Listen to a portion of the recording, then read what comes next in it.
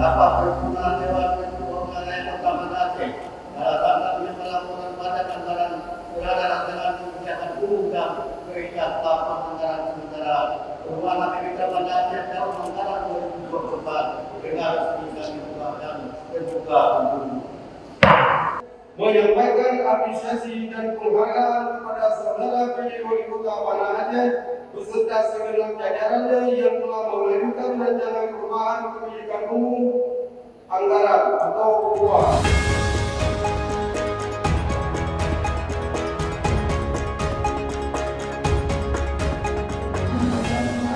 Terima kasih kepada seluruh anggota Dewan yang terhormat yang telah menyampaikan pendapat, saran dan masukan yang konstruktif atas kinerja pemerintah Kota Banda Aceh yang bertujuan untuk perbaikan dan peningkatan pelayanan kepada masyarakat Kota Banda Aceh yang kita cintai. Terkait dengan realisasi PAD yang telah mencapai 150 miliar lebih atau 52,1% dari target PAD sebesar 288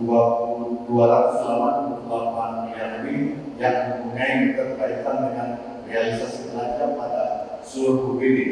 Dapat kami sampaikan bahwa pemerintah Kota Banda Aceh akan terus melakukan evaluasi dan pengawasan terhadap pencapaian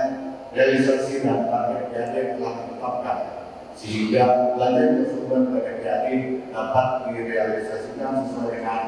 anggaran kas yang telah ditetapkan.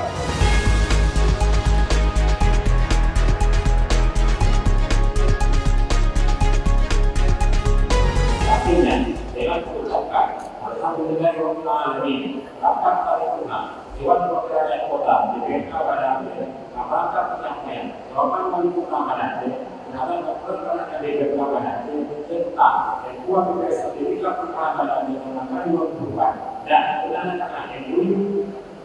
atau nota kesepakatan Ketua BPS Perubahan Sertifikat Banda Aceh anggaran 2024 yang resmi saya